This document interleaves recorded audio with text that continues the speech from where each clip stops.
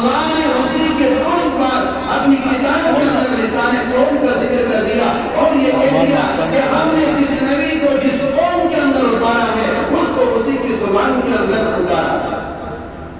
جس قوم کو اللہ تعالیٰ جس نبی کو رب تعالیٰ نے اس کائنات کے اندر مبعوث کیا ہے اس کو اسی قوم کی زبان دے کر کے اتارا اور یہ کہا کہ ابھی اپنی قوم کو اچھے انداز کے ساتھ میرا پیغام پہنچا سکتا ہے, میری توحید کا ڈنکا بجا سکتا ہے, میرے پیغام کو صحیح قوم اپنی قوم کو سمجھا سکتا ہے. اس لیے کہ اللہ تبارک و تعالیٰ نے اسے لسان قوم یعنی قوم کے اندر جا کر کے اپنی زبان کے ذریعے اور اپنی طاقت کے ذریعے اپنی زبان کی چاشنی کے ذریعے اور اپنی قوم کو ایک اچھا پیغام دے سکتا ہے. میرے بھائیو, انسان قابلیت رکھتا ہے, صلاحیت و صالحیت کا بہتر ہوتا ہے, اس کی صلاحیت کا اس کی صالحیت کا ڈنگا چار باغ عالم میں بجتا ہے, اگر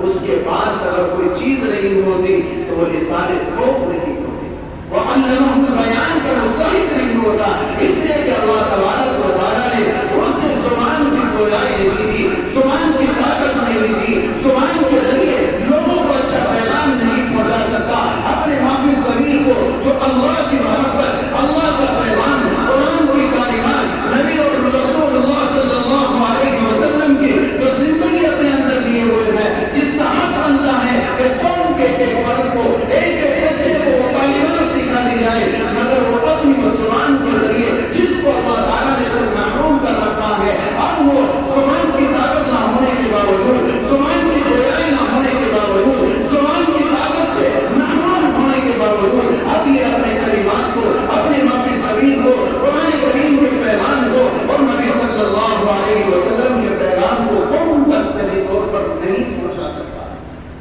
اس لیے میرے بھائیو, اللہ تبارک و تعالیٰ نے کسی انسان کو قوت گویائی عطا کی ہے, زبان کے اندر بولنے کا موقع دیا ہے, زبان کے اندر اللہ تبارک و تعالیٰ نے طاقت رکھی ہے, تو اس کو اللہ تعالیٰ کی اس نعمت پر اور تعالیٰ کا بار شکر ادا کرنا چاہیے.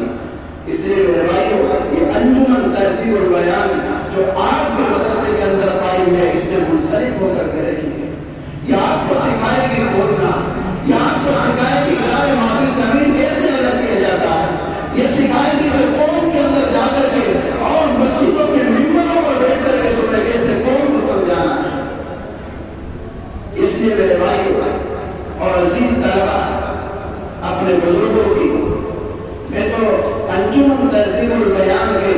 اس پروگرام کو دیکھ کر حیران ہوں کہ کس طریقے سے قاری فاروق صاحب دامت برکاتہ العالیہ نے اس پروگرام کو سجایا اور طلبہ اکرام کے اوپر ان کے اساتذہ نے اور مدرسے کے روح رواں اور ناظم تعلیمات جناب مولانا محمد شمیم صاحب دامت برکاتہ العالیہ نے کس طریقے سے محنت کر کے آج یہ 5 مہینے کی محنت ان لوگوں کو بتا دیا کہ یہ مدارس اسلامیہ جہاں انسان کو قرآن کی تعلیم سکھاتے ہیں, جہاں قرآن کریم کے تلاوت کا انداز سکھاتے ہیں, جہاں پر آیات و حدیث سکھاتے ہیں, وہیں پر ان معصوم بچوں کو